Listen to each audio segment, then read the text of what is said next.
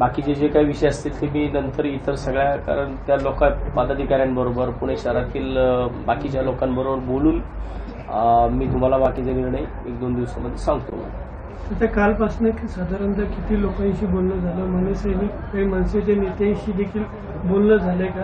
कोणकोणत्या पक्षातील नेते मंडळीचं तुम्हाला फोन झालं? महाराष्ट्र नवनिर्माण सेनेकडून माझ्याकडं नेते पण आमचे येऊन गेले, परंतु मी त्यांना रात्रीच सांगितलं की मी खूप विचारांती हा निर्णय घेतलेला आहे.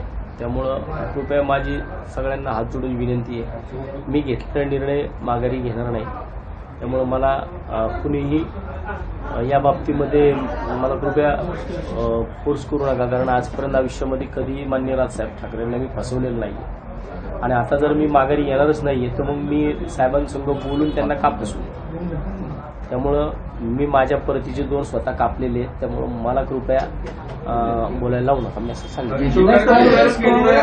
मोहन दादा काय बोलले? कुणाशी बोलणं करून दिलंय? फोन झालाय किंवा बोलणं कुणासंग करून दिलेलं नाहीये, परंतु त्यांच्या पक्षाचे जे काही जबाबदार लोक आहेत ज्यांना महाराष्ट्रामध्ये से इतक्या लोकांसोबत ते बोलणार आहेत. मी मगाशी सांगितल्याप्रमाणे राहुल गांधी साहेब काहीतरी मला वाटते की त्यांचा आता दौरा चालू आहे. 17 तारखेला त्यांची मुंबईमध्ये सभा आहे. तोपर्यंत येणाऱ्या 1-2 दिवसामध्ये ते या सगळ्या विषयात पुण्यातल्या पहिल्या वरिष्ठ नेत्यांबरोबर बोलतील आणि त्याच्यानंतर मी तुम्हाला काय असेल ते, पण तुम्ही काँग्रेसमध्ये या असं मला बोलले. राहुल गांधींची मुंबईत प्रवेश आहे का? मग राहुल गांधींच्या उपस्थितीत पक्ष प्रवेश आहे का? नाही. तुमची इतर पक्षांसोबत काही चर्चा झाली? कोणाकोणाचे फोन आले तुम्हाला त्याबद्दल काय? मला राष्ट्रवादी काँग्रेसकडनं सुप्रियाताईंचा पण फोन झालाय. मला फक्त आता दादा शिवाय माझ्या संघ कालच्याला अभयजी छाजेड बोललेत, माझे मित्र अरविंद शिंदे पण बोललेत. काँग्रेसमध्ये सुद्धा 2-3 नेत्यांचे मला फोन आले. रवी भाऊचा सुद्धा काल वाढदिवस होता, पण तरी पण वाढदिवसाच्या शुभेच्छा देण्यासाठी मी रवी भाऊला फोन केला होता. त्यावेळेस सुद्धा भाऊबरोबर बोलणं पण झाले. मला वाटते की काँग्रेसमधून सुद्धा 2-3 लोक माझ्यासोबत बोलली. शिवसेनेकडनं सुद्धा राऊत साहेबांचा पण फोन माझा झाला आहे. सुप्रियाताई सुळेंचा पण मला फोन आला होता. त्या कदाचित मला आज म्हटलंय मी शक्य असेल तर आज मी पुण्यात आले तर मी तुम्हाला भेटेल. राज ठाकरेंकडून फोन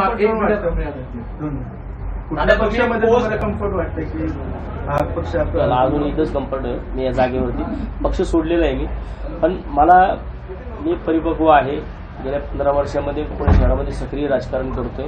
त्यामुळे मला योग्य वेळी काय मूव्ह करायची ती मी 100% करेन. आता राज ठाकरेंकडनं काही फोन आला का? मुंबईतल्या कुठल्या नेत्यांचा फोन आला का? कारण सगळ्यात महत्वाचं आहे की राज ठाकरेंच्या जवळचे जे नेते त्यांनी तुम्हाला फोन करणं अपेक्षित आहे, कारण की पुण्यातल्या शहरातल्या पदाधिकाऱ्यांना तर थेट सूचना होत्या की माध्यमांशी बोलू नका, कुठल्याही प्रतिक्रिया देऊ नका. पण मुंबईतल्या काही ठराविक नेत्यांचे फोन तुम्हाला आले? मला नांदगावकर साहेबांचे फोन आले होते. शिवाय मला आमचे दिलीप बापू धोत्रे हे पण माझ्याकडे येऊन गेले. विद्याधर मानकर सर माझ्याकडे येऊन गेले. बरीच लोक माझ्याकडे येऊन गेली आहेत. आणि मी पण फोनवरतून मी अनेक महाराष्ट्र सैनिकांसोबत बोललो, शाखाध्यक्षांसोबत बोललो, परंतु मी प्रत्यक्षामध्ये नेत्यांसंग कुठल्या बोललेलो नाही. बाळानंदकरांनी तुम्हाला पक्षाचा जो राजीनामा तुम्ही दिलाय तो मागे घ्या अशी सांगता केली होती का? तुम्ही सांगितलं का तुम्हाला? नाही, मी बोललोच नाहीये, कारण मी या सगळ्या गोष्टींच्या अगोदर सगळ्यांसंग खूप बोललोय.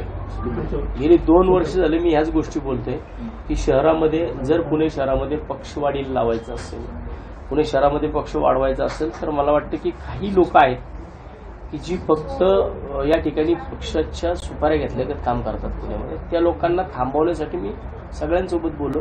मग त्यावेळेस जर काहीच झालं नाही तर मग आता मला फोन करून मला थांबवून किंवा माझ्यासंग बोलून आता काय होणार आहे त्याच्यामध्ये? तुम्ही स्वतः म्हणताय राजीनामा देण्यामागचं हे कारण आहे की अमित ठाकरे यांनी पण तुम्हाला एक समज दिलेली होती किंवा तुम्ही जे मध्यंतरी फेसबुकवर एक पोस्ट टाकलेली होती की तुम्ही त्या मोर्चामध्ये सहभागी झालेला होता, असं तुम्ही अमित ठाकरेंना उद्देशून एक पोस्ट टाकलेली होती. त्यानंतर अमित ठाकरे यांनी तुम्हाला म्हणजे एक शब्द मी वापरतो की त्यांनी तुम्हाला झापलं होतं अशी एक चर्चा आहे. तर तसं काय झालेलं होतं? झापलं वगैरे असं काय नाही, पण त्यांचा फोन आला होता. मला आजपर्यंत राजसाहेब कधी बोलले नाहीत, परंतु साहेब बोलले होते मला की बघा, तुम्ही सोशल मीडियावरती खूप ऍक्टिव्ह असता.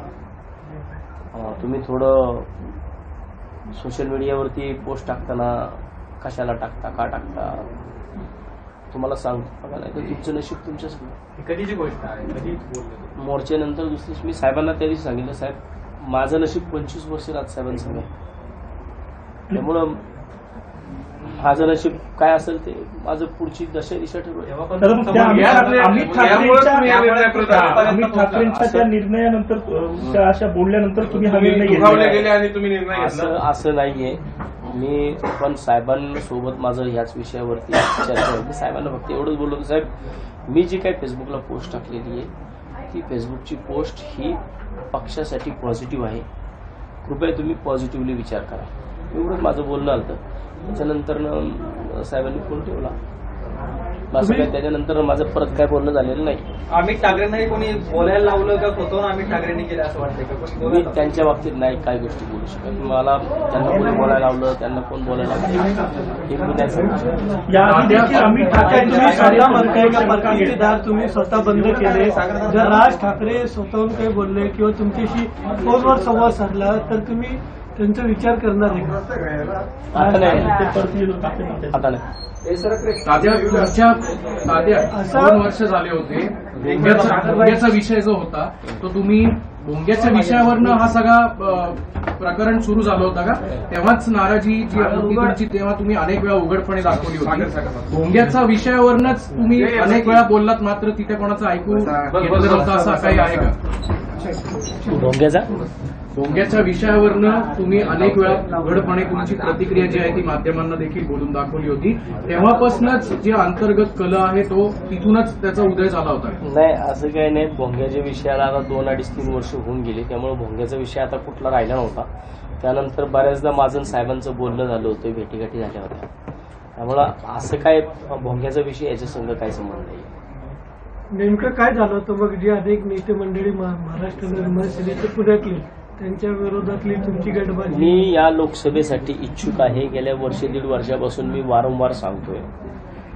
आणि मी जर इच्छुक होतो तर मला असं वाटतं की शहरातले जे कोणी लोक आहेत की ज्यांच्याकडे या लोकसभेची जबाबदारी होती त्यांनी साहेबांकडे अहवाल पाठवताना निगेटिव्ह का पाठवला की पुणे शहरामध्ये आपण निवडणूक लढू शकत नाही, पुणे शहरामध्ये आपल्यासाठी वातावरण चांगलं नाही.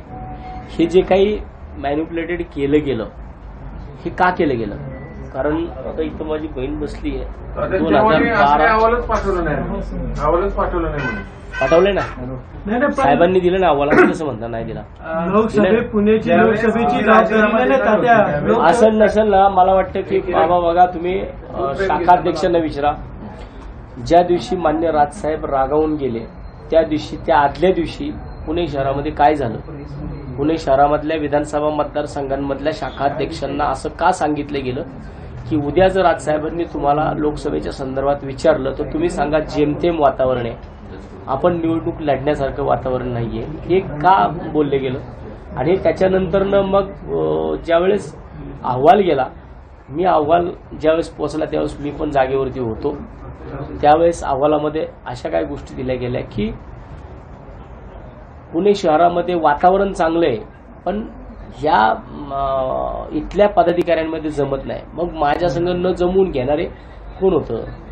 पण पुणे लोकसभेची जबाबदारी तर आम्ही टक्के मी वारंवार ऑफर घेऊन साठी काही ऑफर आणली आहे का?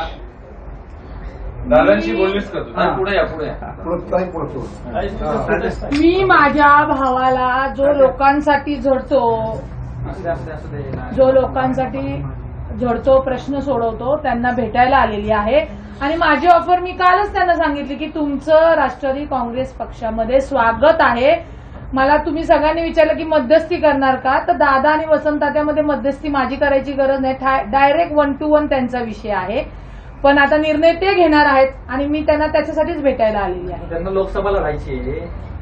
मग आता ते भेट झाल्यानंतर ठरवतील ना लोकसभा लढायची काय करायचं काय ते निर्णय ते घेतील. तात्यांना सध्या सगळ्याकडून ऑफर आहेत. आता दादा येऊन गेले, तुम्ही येऊन गेले, मग जे चांगले ऑफर देणार तात्या तिकडे जाणार. ऐका ना, ऑफरसाठी मी पक्ष सोडलेला नाहीये. हे लक्षात ठेवा. मला निवडणूक लढायची आहे ना बाबा, ही सर्वसामान्य पुणेकरांसाठी निवडणूक लढायची आहे. मी ऑफर घेऊन, मी जर माझ्या पक्षामधनं, ज्या पक्षामधनं मी इच्छुक होतो, जर त्या ठिकाणी वातावरण चांगलं नव्हतं तरी सुद्धा मी त्या ठिकाणी होतो. मी ऑफर घेऊन किंवा ऑफर स्वीकारून निवडणुका लढणाऱ्यांमधला नाहीये. मला सामान्य नागरिकांना न्याय द्यायचा आहे. पुणेकरांसाठी मी गेल्या 15 वर्ष काम करतोय. मी गेल्या 1.5 वर्षापासून महाराष्ट्र नवनिर्माण सेनेकडेच इच्छुक होतो, तो कालपर्यंत होतो. परंतु ज्या ठिकाणी मी राहतो, ज्या ठिकाणी मी काम करतो, त्या पक्षातल्या लोकांना जर वसंत मोरे पुढे गेलेला पाहत नसेल, मग अशा लोकांमध्ये का राहायचं, अशा लोकांमध्ये का थांबायचं? ज्या घरामध्ये आपल्याला तिकडं मान मिळत नसेल, ज्या घरामध्ये आपण पुढे चाललेलो असताना आपलं पाय खेचण्याचं काम होत असेल, तर मला वाटतं मग अशा ठिकाणी आता न थांबलेलं बरं. या भावनेतून मी हा राजीनामा दिला नाही की कुणाच्या ऑफर स्वीकारण्यासाठी.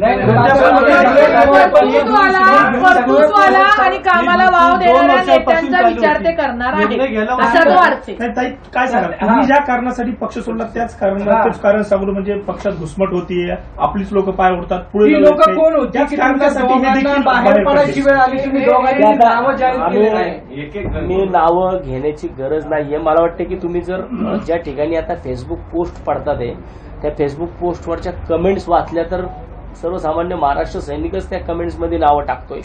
रात्री अपरात्री 2 वाजता 3 वाजता लोकांना फोन जाणं चालू झालंय. मला वाटतं ह्या गोष्टी ह्या लोकांनी थांबवाव्यात. अजून किती पक्ष संपवणार आहात तुम्ही? जर एखादा शाखा अध्यक्ष राजीनामा देत असेल, वसंत मोरेच्या बाजूने एखादी फेसबुक पोस्ट टाकत असेल, त्याला 2:28 कुणी फोन केला, कुणी त्या कार्यकर्त्यांना दमदाटी करतंय, कोण फेसबुकच्या पोस्ट माघारी घ्यायला लावतंय, ह्या गोष्टी बोलण्याची मला वेळ येऊन देऊ नका. मान्य राजसाहेबांच्या आदेशाचं सुद्धा तुम्ही लोक पालन करत नाहीयेत इतक्या दिवसापासून. तक्रार दाखल करणार का? धमकी देत आहेत, शिव्या देत आहेत, तर मग तक्रार दाखल करणार का? तक्रारदार मला माझ्यापर्यंत कोणाला असतं मी केली असते ना. पण मी आजपर्यंत प्रत्येकाला हेच सांगत आलो की बाबांनो, तुम्ही जिथं आहात तिथं सुखी राहा, तुम्ही त्याच पक्षामध्ये राहा. तुम्हाला वाटत असेल तुमचं तिकडे भवितव्य होतं, तुम्ही माझ्यासाठी कोणी पक्ष सोडू नका. मला जो काय माझा निर्णय घ्यायचा तो मी घेतलेला आहे, त्यामुळे मी त्या निर्णयाची स्टिक आहे. मी माझा निर्णय बदलू शकत नाही. तात्यांचा स्वभाव आणि तात्यांची विचारधारा ही वेगळी आक्रमक आहे. मात्र ही कुठल्या पक्षात ही विचारधारा चालणार आहे आणि तो पक्ष तुम्हाला कुठला पक्ष असा आहे की जो सर्वसामान्य नागरिकांसाठी जर कोण भांडत असेल तर त्याची बाजू घेऊ नको असं म्हणणारा कुठला पक्ष आहे? सर्वसामान्य गरीब नागरिकांची जर वसंत मोरे बाजू घेत असेल तर मला वाटत नाही की राज्यातला देशातला कुठला पक्ष असेल की जो मला तिथं म्हणेल की हे करू नकोस म्हणून. असं कोणीच मला म्हणू शकणार नाहीये.